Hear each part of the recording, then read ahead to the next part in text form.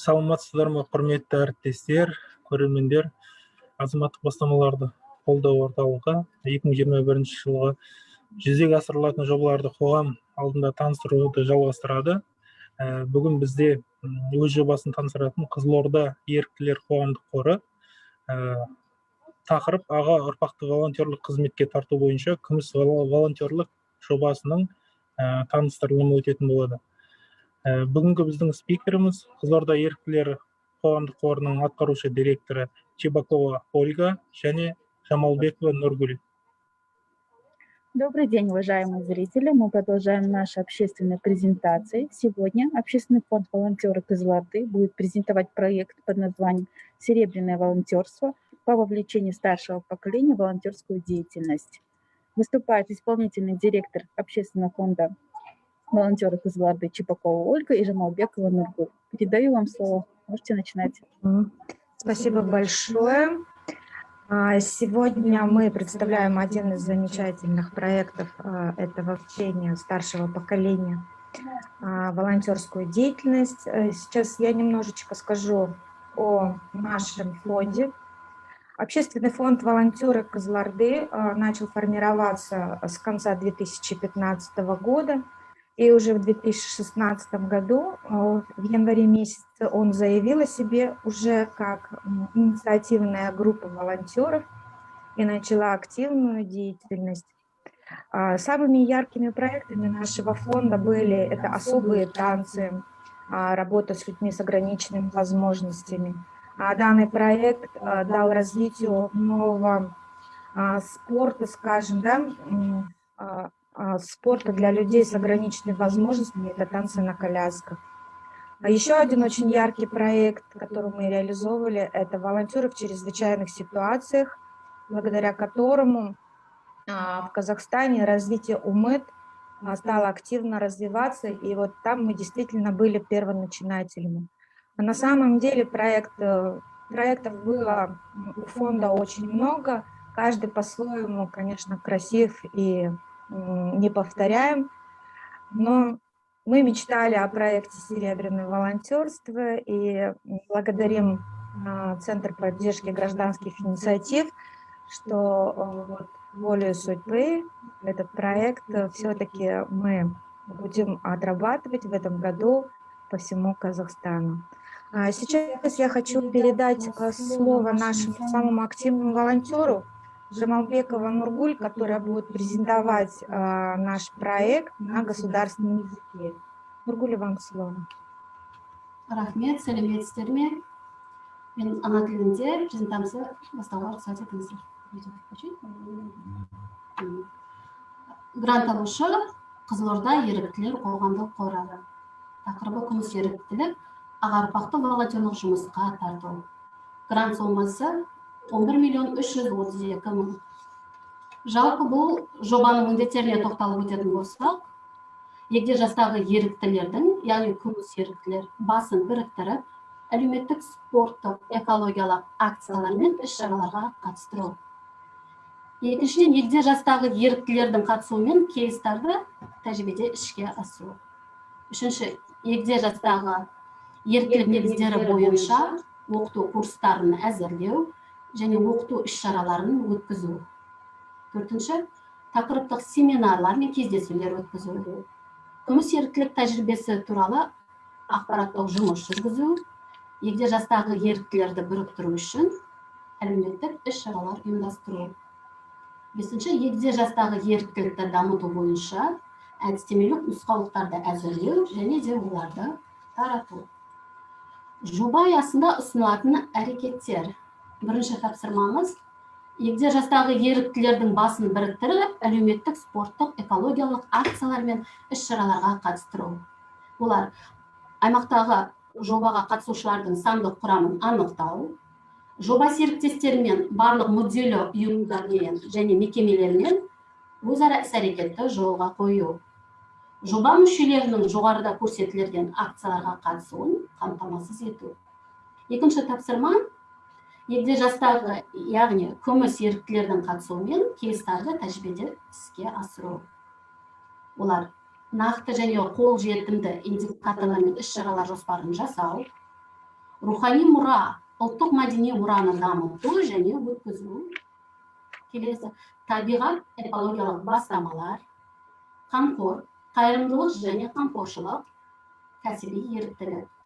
Үшінші тапсырма, күміс еріктілік негіздері бойынша бірыңғай бағдарлар мен оқу жоспарын құру. Еріктілер пулын жасау және оларды күміс еріктілік негіздері бойынша оқытуға тарту. Күміс еріктілік негіздеріне оқытудың бірыңғай бағдарламасы мен оқу жоспарын жасау. Тренерлерге арналған тренингтер өткізу. Жоба іске асырылатын өңірлерде үй-жайларды, ғимараттарды жалға алу. Оқу процесін ұйымдастыру. Төртінші тапсырма, тақырыптық семинарлар мен кездесулер өткізу. Күміс волонтерлық тәжірибесі туралы ақпараттық жұмыс жүргізу. Оларға семинарлар мен кездесулерді өткізу кестесін жасау, жауапты үйлестірушілерді анықтау. Семинарлар мен кездесулер өткізудің материалдық техникалық мүмкіндіктерін қамтамасыз ету. Мүдделі тараптарды тарту, іс-шараларда ақпараттық жария ету, күміс еріктілер үшін теңдеу іс-шараларын өткізу. Егде жастағы еріктілік дамыту бойынша әдістемелік нұсқаулықтарды әзірлеу және тарату. Өңірлер аумағында жобаны іске асыру тәжірибесін жинақтау, әлемдік тәжірибені зерттеу және бейімдеу, практикалық ұсыныстар мен әдістемелік құралдар жасау, практикалық ұсыныстар бар әдістемелік құралдарды дайындау, әдістемелік құралдарды тарату. Енді осы жобадан күтілетін нәтижелерге тоқталатын болса, егде жастағы азаматтардың қатысуын кеңейту, егде жастағы 300 еріктіні тарту және оқыту, үздік тәжірибелер жинағын әзірлеу. Күтілетін нәтижелерге қол жеткізудегі жетістікті бақылау үшін келесі индикаторлар қолданылады. Қазақстанның 14 облысында, Нұр-Сұлтан, Алматы, Шымкент қалаларында үйлестірушілер, қатысушылардың сапалық және сандық құрамын анықталады. Жоба қатысушылары Қазақстанның 14 облысында, Нұр-Сұлтан, Алматы, Шымкент қалаларында жобаның кем дегенде 50 әлеуметтік, спорттық, тілдік және тағы басқа іс-шараларына қатысады. Кейстарды іске асыру шеңберінде олардың әрбір 3 бағыты бойынша кемінде 50 іс-шара өткізіледі. 17 тренер үшін тренингтер өткізу, 300 күміс еріктілерді оқыту, кемінде 50 семинар мен кездесу өткізу, баспасөз ақпарат құралдарында 300-ден астам материал жариялау, әлеуметтік желілерде 1000 жарияланым орналастыру, әдістемелік құралдардың 500 данасын дайындау. Енді осы жоба аясында осындай күтпеген кедергілер болуы мүмкін. Нысаналы топтардың күміс еріктілік қозғалысына қызығушылығының төмендігі. Енді осыларды азайтудың салдарын азайту стратегиясы. Дәстүрлі бақ пен мессенджерлерге баса назар аудара отырып, ақпараттық науқан өткізу. Белсенді ұзақ өмір сүру орталықтары мен ардагерлер кеңестері арқылы, сондай-ақ түрлі ардагерлер ұйымдары арқылы үгіт насихат жүргізу. Келесі кедергі дәріс беруші тренерлердің тәжірибесінің болмауы. Осы салада елеулі тәжірибесі бар халықаралық әріптестердің көмегіне сүйену. Келесі кедергілер нысаналы топтың денсаулық жағдайы. Оны шешу үшін жоба шеңберінде қандай да бір іс-шараға қатысушыларды қалыптастыру кезінде сараланған тәсілді пайдалану. Мүдделі мемлекеттік органдарының қатысуымен формализм. Жобаға бірінші басшыларды тарту, бақ пен әлеуметтік желілерде белсенді резонанс. Әлеуметтік әсер. Нысаналы топ егде адамдар, саны 300 адам, жас ерекшелігі 60 жастан жоғары. Белсенді іс-әрекеттің қоғамдық пайдалы процестерге қатысуды түсінудің нәтижесінде денсаулық жағдайын жақсарту, моральдық жағдайды жақсарту. Келесі нысаналы тобымыз жергілікті атқарушы органдар. Саны 17-ден кем емес, жас ерекшелігі 18 жастан жоғары. Белсенді ұзақ өмір сүру 2025 іс-шаралар жоспарын іске асыруға жәрдемдесу, азаматтық қоғамды дамыту. Келесі нысаналы топ НПО өкілдері, бастамашыл топтар. Саны 20-дан кем емес, Бұл жерде барлық жас қатыстырылады. Өңірдің өзекті мәселелерін шешуге жәрдемдесу. Біздің енді әлеуметтік желідегі парақшаларымызға сілтемелер көрсетілген. Біздің Facebook желісінде 943 оқырманымыз, ВКонтакте желісінде 633 оқырманымыз, Инстаграмда 1317 оқырмандарымыз бар. Осы сілтемелер арқылы біздің әлеуметтік желілерімізге тіркеулеріңізге болады. Назарларыңызға көп рахмет. Рахмет, Нұргүл ханым. Жалпы қазіргі кезде мына біздің азаматтық бастамалар қолдау орталығының Facebook парақшасында тікелей эфирде жүріп жатыр. Таныстырылым, көрермендер тарапынан сұрақ болса қоя отырыңыздар. Осы жерге астында пікір қалдыратын жерге қойсаңыздар болады. Сұрақтар бар, қойса бола ма? Болса сұрап жатырмыз.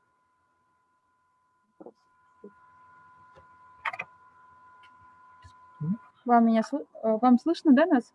Да, конечно, слышу. Давайте мы перейдем к разделу вопросы-ответы. Первый вопрос у нас. У вас в мероприятиях обучения конкретно чему будете вы обучать? Обучение у нас прежде всего будет для 17 регионов, то есть для 17 координаторов, естественно, как нужно работать с людьми уже более старшего поколения. И, конечно, основное обучение – это уже самих серебряных волонтеров. На самом деле среди нас очень много людей старшего поколения, которые очень активны, но они зачастую не знают, как вовлекаться в волонтерскую деятельность, как с ней работать, в общем, и это будет обучение уже для серебряных волонтеров, чтобы далее по окончании проекта они могли вести свою деятельность, каждый в своем регионе, уже независимо от нас, после окончания проекта. Спасибо. И следующий вопрос. А в штате у вас сколько волонтеров серебряного возраста? У нас, например, в Кызылорде, я лично по своему скажу, по своему городу, сейчас на данный момент у нас более 10, скажем, активных людей, которые периодически принимают во всех экологических, благотворительных, различных социальных мероприятиях и акциях. Это более 10 человек, но мы не масштабировали его. Я надеюсь, что вот этот проект, он сейчас благодаря ЦПГИ, благодаря регионам, он наберет масштаб, и мы планируем по каждому региону хотя бы не менее 20 активизировать серебряных волонтеров. Спасибо за ответ. Бұл жерде көрермендеріміз қазақшада сұрақ қойған екен. Ауылдық жерлерден үкіметтік емес ұйымдар қатыса ала ма дейді. Бұл жерде енді серіктес ретінде немесе мүдделі топ ретінде қатыса ала ма осы жобаға? Можно мне перевести?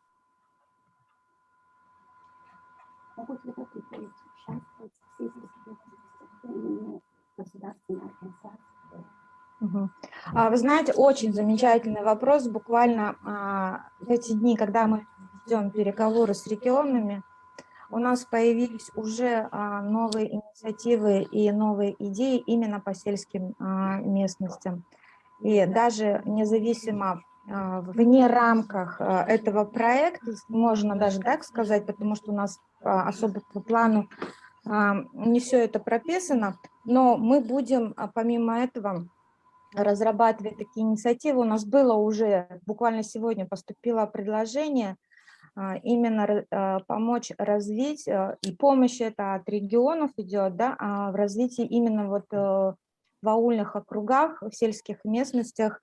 Я думаю, что будет очень замечательно, если там откликнуться на данные темы. Мы будем анонсировать, вы следите за нашими страничками, мы обязательно делать будем публикации. Тағы да көрермендерімізден сұрақтар бар. Күміс еріктілер дерек қорын жүргізесіздер ме дейді. Қазіргі таңда саны қанша дейді. Жалпы осы көмекті қажет ететін адамдардың.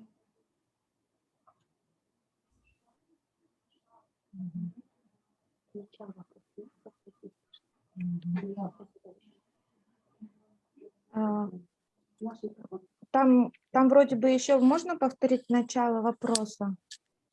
Я, наверное, не на все ответила. Күміс еріктілер дерек қорын жүргізесіздер ме? Жүргізсеңіздер қазіргі таңда саны қанша?